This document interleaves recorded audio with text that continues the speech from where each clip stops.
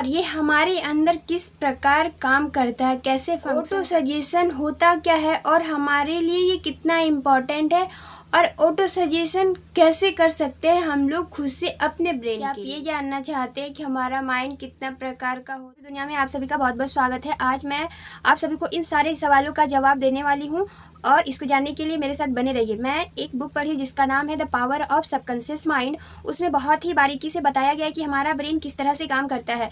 उसमें बताया है कि हमारा ब्रेन बेसिकली दो प्रकार का होता है, one is conscious mind and दूसरा है सबकॉन्शियस माइंड।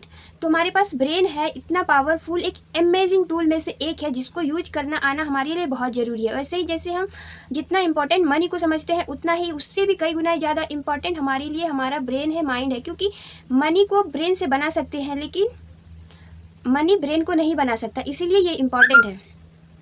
तो इसका फंक्शन जानना बहुत ज़रूरी है। ये सबकॉन्शियस माइंड और कॉन्शियस माइंड में ये डिफरेंस है कि जो हम डे टू डे लाइफ में सोचते हैं, देखते हैं और करते हैं वो है कॉन्शियस माइंड का फंक्शन है। मतलब ऊपरी लेवल पे जो भी काम होता है वो कॉन्शियस माइंड का फंक्शन है।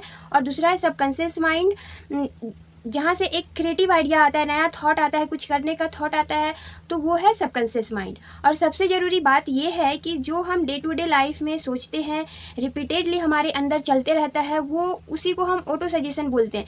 या फिर हम अवेयर होके उस चीज़ को चलाते रहते हैं अंदर या अनअवेयरली चलाते रहते हैं, मतलब बिना जान के ही हमारे अंदर कुछ बातें चलती रहती है। That is called auto suggestion. मतलब अपने आप कुछ भी अंदर चल रहा है हमारे अंदर, हम सोच रहे हैं, अपने आप से जो बात करते हैं, हमारे अंदर जो थॉट चल रहा है उसी को बोलते हैं अपने आप से बात करना। हम जो अंदर सोचते हैं वही तो हमारा थॉट है, तो वही होता है ऑटो सजेशन। किसी भी चीज़ को रिपीटेडली अपने अंदर चलाना, उसी को बोलते हैं ऑटो सजेशन।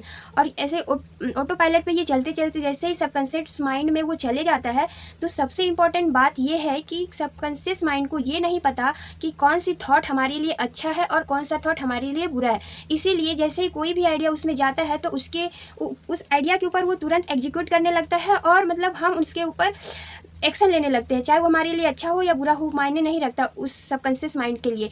कॉन्शियस माइंड वो डिफरेंस करता है हमारा विजडम को यूज करके, हम जितना भी जानते हैं, जो अच्छा बुरा बेसिक चीज़ें जो जानते हैं उसके ऊपर वो डिफरेंस क्रिएट करता है, लेकिन सबकॉन्शियस माइंड नहीं कर पाता।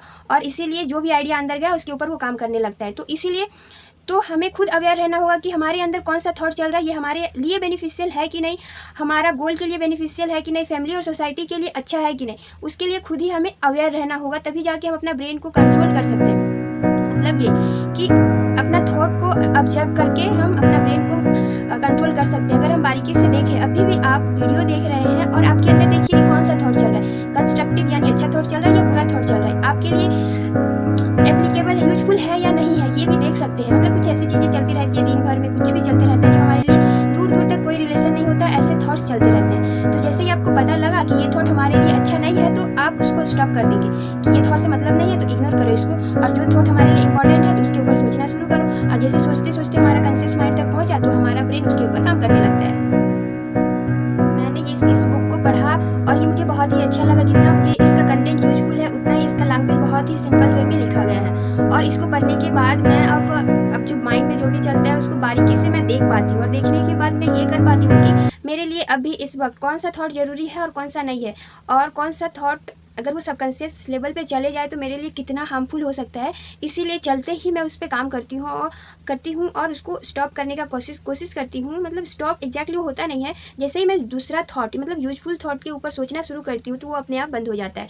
यही एक तरीका है। मतलब जो नेगेटिव थॉट आ रहे हैं, मतलब यूजलेस थॉट आ रहे हैं, उसको आप बंद नहीं कर सकते, बट उस थॉट को कोई नया थॉट जो आपके लिए यूजफुल है उससे रिप्लेस कर सकते हैं। मतलब उस पर काम करना शुरू करेंगे तो वो अपने आप लो हो जाएगा और ये थॉट स्ट्रांग हो जाएगा जो आपके लिए अच्छा है।